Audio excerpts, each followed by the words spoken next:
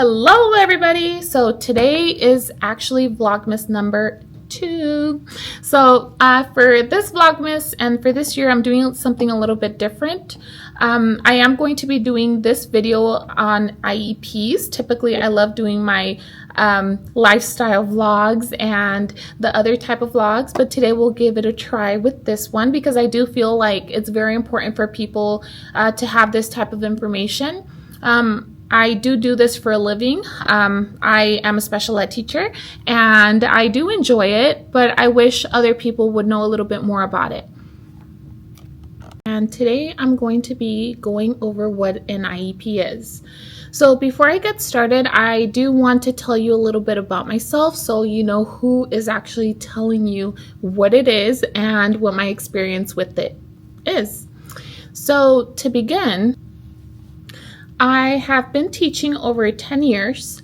I do have a bachelor's in elementary with an emphasis in special education, and my master's degree is also in special education. I graduated from the University of Las Vegas, so UNLV, go Rebels.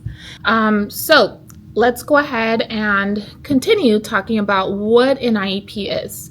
So what is it? It stands for an individual education plan, and what it is a federal document under the special education program. So typically before, when you would hear about special ed, so special education is the program itself. An IEP is basically the document that follows your student or your child everywhere that student goes in the United States. Like I mentioned, it is a federal document. It is covered under the IDEA. IDEA is Individuals with Disabilities Education Act. So what it does, that document on its own has so many parts to it. So obviously, one of the parts are the accommodations, and the accommodations are basically like things that are just going to help your student be able to learn the material. So I'll give you an example. If your kid needs extra time to be able to learn, extra time is an accommodation. Let's say the teacher usually gives a student 10 minutes to do a spelling test. You would be able to give your student with an IEP another extra 10 minutes, or again, it depends on what the team determines how much time that your student needs. And now that I'm speaking about the team, so who is the team? So whenever you have an IEP, again, an individual education plan, you have a team, and your team is the administrator. So that could be either the principal, vice principal, the LEA. LEA is basically someone who's in charge of the decision making of the school and taking the place of the administrator. A special education teacher, a general education teacher, and sometimes the school psychologist. It just depends on the type of meeting, and then of course the parent. So along with the IEP, one of the things that makes it stand out so much from just other types of documents is that an IEP has services. So because I'm a special education teacher, my students get something called SAI. That means Specialized Academic Instruction. SAI is basically the time that the student spends with a credentialed special education teacher. There are also other types of services, and those can include speech therapy, occupational therapy, ERMs, individual counseling. Again, it all differs. There can be other services such as college and career awareness. That's like for transition services. Again, there's so many services out there, and depending on the specific need of your child, there would be maybe added or taken away. Another specific part of an IEP are the goals. So the goals are ways for us to be able to measure the students from where they're at and where we want them to be. So we're just measuring their learning. So an IEP is basically a roadmap for us to use in a student's journey.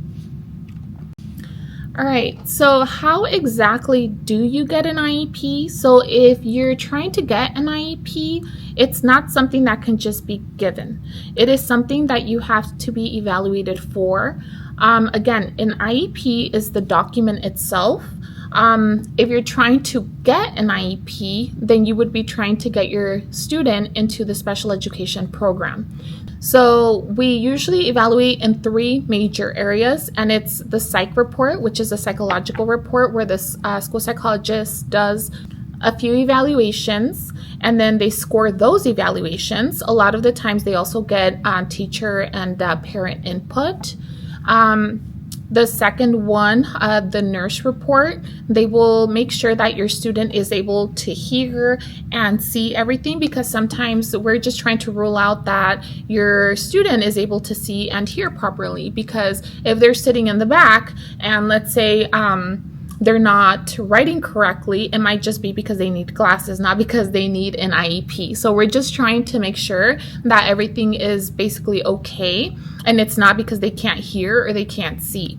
And there will also be an educational assessment.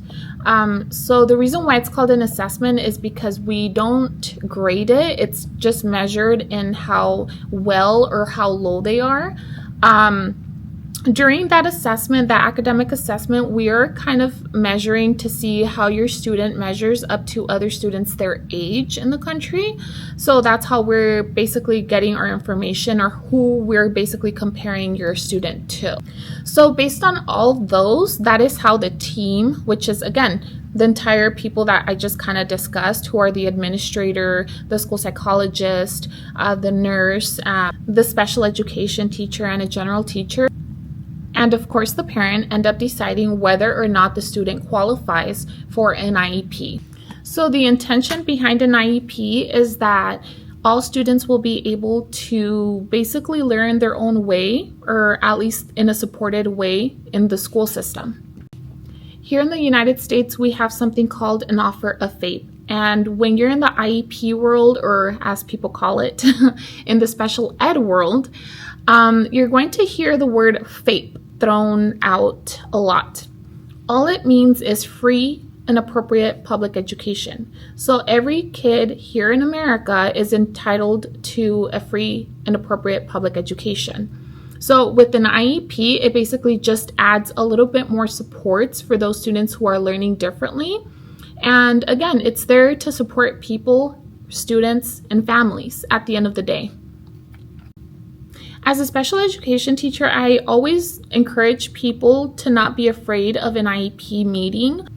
I know it can be intimidating to meet with all these different types of professionals, and you might be feeling very flustered.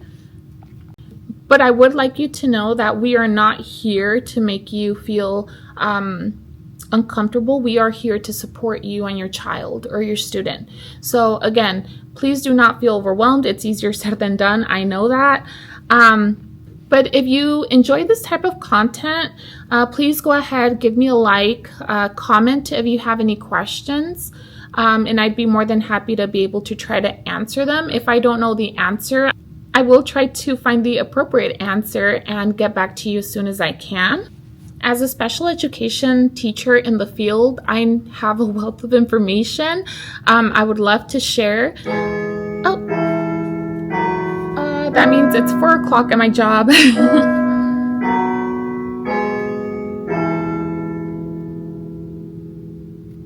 And that is my cue to leave. So again, if you'd like to know anything else, please go ahead. Give me any recommendations as far as any type of videos you would like for me to do, and I'd be more than happy to try to create them. And again, if you would consider giving me a like, following me and subscribing, I would really appreciate it. And I will see you next time. Bye. And we're leaving.